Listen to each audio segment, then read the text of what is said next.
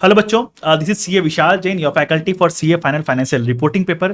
Guys, लीजेस के chapter में ना बच्चों को कंफ्यूजन होता है कि सर ये जो लीज रीमेजरमेंट है और लीज मॉडिफिकेशन है, कब ओरिजिनल डिस्काउंट रेट यूज करना है और कब रिवाइज डिस्काउंट रेट यूज करना है, समझ में नहीं आता है सर। कंफ्यूजन रहता है, एकदम भूल जाते हैं। आ जाओ बता देता हूं। और भी जो भी डिस्काउंट रेट का पूरा लोचा है ना, लोचा को ही क्लियर कर देते हैं। जब हम लोग बात करें लेसी के बुक्स में इनिशियल लीज लायबिलिटी का, तो हमारे पास दो रेट्स होता है। एक होता है इंप्लिसिट रेट ऑफ इंटरेस्ट, जो कि इंड AS 116 बोलता है कि हमें इस पे ही रिकॉर्ड करना है, हमें इनिशियल लीज लायबिलिटी को इस पे कैलकुलेट करना है। अगर ये अवेलेबल नहीं है तो हम लोग रिकॉर्ड करेंगे incremental borrowing rate of Lesi. Okay, तो अगर एग्जाम में कोई एक ही रेट दिया हुआ तो जो रेट दिया हुआ वो यूज कर लो, लेकिन अगर एग्जाम में दोनों रेट दे दिया तो कौन सा यूज करोगे?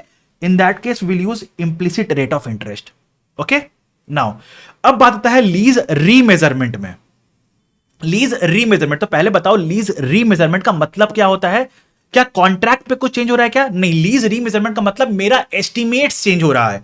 एस्टिमेट्स मतलब गारंटीड रेसिडुअल वैल्यू चेंज हो रहा है, reasonable certainty of exercising any option, maybe it be purchase option, renewal option, extension option, termination option, वो चेंज हो रहा है। मेरा इंडेक्स का सीपीआई चेंज हो रहा है, मेरा इंडेक्स का सीपीआई चेंज हो रहा है। तो कैसे करें इसमें? तो स्टैंडर्ड क्या बोला, लीज रीमेजरमेंट में आपको आइडियली यूज करना है ओल्ड डिस्काउंट रेट, जो चलते आ रहा है वही डिस्काउंट रेट यूज करना है, आपको नया डिस्काउंट रेट नहीं लेना है। लेकिन जब आपका रीजनेबल सर्टेनिटी चेंज होता है, जब आपका रीजनेबल सर्टेनिटी चेंज होता है ऑप्शंस को एक्सरसाइज करने का, तो कुछ substantial is changing in the contract, something substantial is changing in the contract. तो बोला अगर आपका रीजनेबल सर्टेनिटी चेंज हो रहा है, in that case consider new discount rate, date on which of lease remeasurement जिस दिन हो रहा है उस दिन का रेट लेके अकाउंटिंग करो, उस दिन का रेट लेके अकाउंटिंग करो। ओके, नाउ अब आपके बुक में अगर आपको याद है एक क्वेश्चन होगा जिसमें ये दोनों चेंज हो रहा है, जिसमें ये दोनों चेंज हो रहा है, तो क्या करेंगे? Revise discount rate. अगर दोनों चेंज हो रहा है तो revise discount rate. Okay, now अब आते हैं लीज मॉडिफिकेशन में। स्टैंडर्ड क्या बोलता है? लीज मॉडिफिकेशन का मतलब क्या होता है? आपका कॉन्ट्रैक्ट का टर्म्स कंडीशंस चेंज हो रहा है ड्यूरिंग द लीज पीरियड। अगर आपके कॉन्ट्रैक्ट का टर्म्स कंडीशंस ही चेंज हो रहा है तो स्टैंडर्ड बोलता है something big is happening here. तो हम लोग यहां पे क्या करेंगे? रिवाइज डिस्काउंट रेट लेंगे, रिवाइज डिस्काउंट रेट लेंगे। तो अब लीज मॉडिफिकेशन में ना 3-4 केस बनते हैं, तो मैं सारा ही केस लेके आपको बताता हूं किसमें क्या होगा।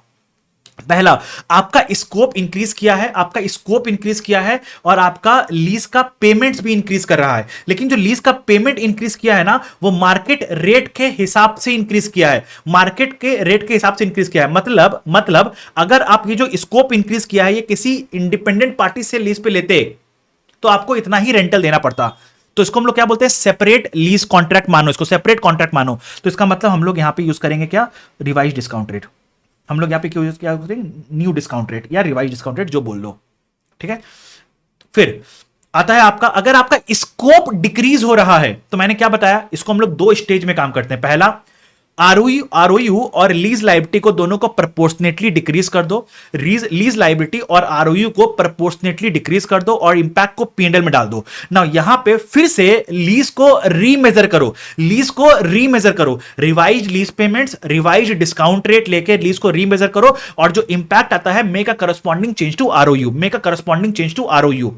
मतलब जब आप लीज को रीमेजर कर रहे हो तो कोई पीएनएल में इंपैक्ट नहीं होगा, लेकिन आप जब लीज लायबिलिटी और आरओयू को प्रोपोर्शनेटली रिड्यूस कर रहे हो तो जो इंपैक्ट होगा वो पीएनएल में होगा। तो बेसिकली क्या हो रहा है? लीज का स्कोप का डिक्रीज, मतलब पहले आपके पास 5000 स्क्वायर फीट था, अब आपके पास बचा सिर्फ 2500 स्क्वायर फीट, 2500 स्क्वायर फीट। तो आपका क्या हुआ? स्कोप 50% से डिक्रीज हो गया। तो on the date of decrease of scope आप लीज लायबिलिटी को 50% से डिक्रीज करोगे, आप आरओयू को 50% से डिक्रीज करोगे, इंपैक्ट को पीएनएल में डालोगे।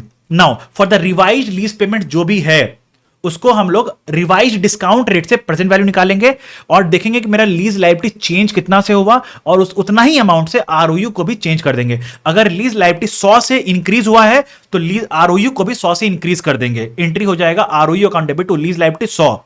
अगर लीज लायबिलिटी 60 से डिक्रीज हुआ है तो आरओयू को भी 60 से डिक्रीज कर देंगे, तो एंट्री क्या हो जाएगा, lease liability account debit to ROU 60।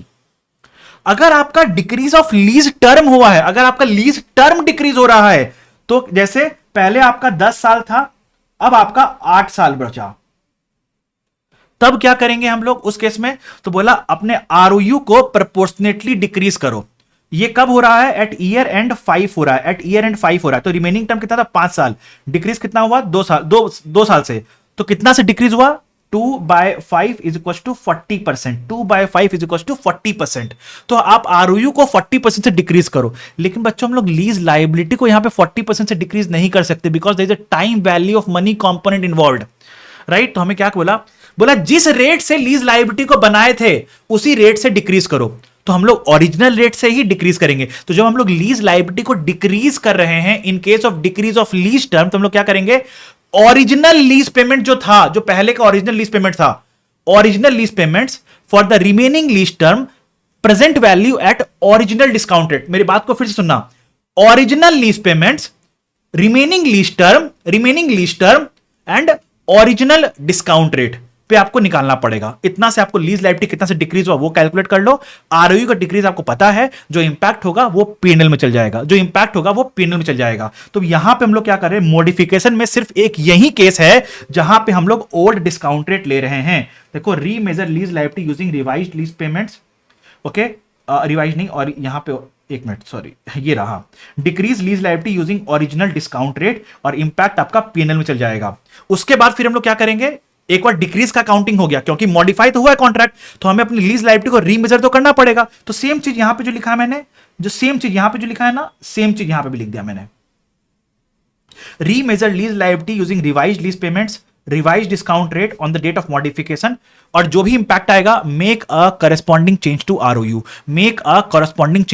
मतलब अगर लीज लायबिलिटी डिक्रीज किया है 100 से तो आरओयू को भी डिक्रीज करो 100 से, अगर लीज लायबिलिटी इंक्रीज किया है 50 से तो आरओयू को भी इंक्रीज करो 50 से, जो भी लीज लायबिलिटी इंक्रीज हुआ है तो increase, ROU increase, lease liability decrease हुआ है तो आरओयू को भी डिक्रीज करेंगे। जो लीज लायबिलिटी में हुआ है same amount same direction ROU में इंपैक्ट डाल दो, okay, make a corresponding change to आरओयू।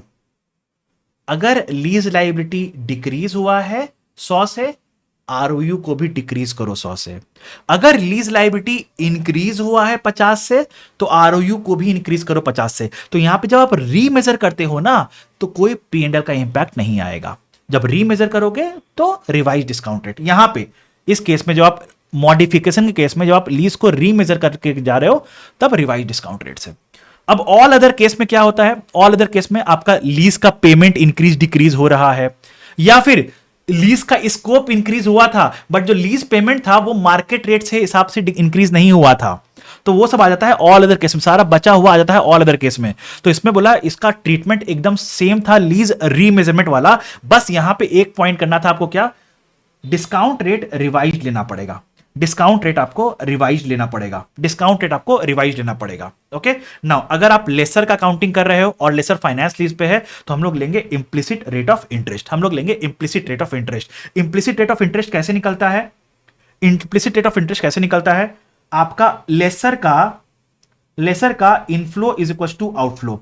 Laser का इनफ्लो क्या होता है, present value of lease payments, future lease payments plus present value of unguaranteed residual value is equals to cost of asset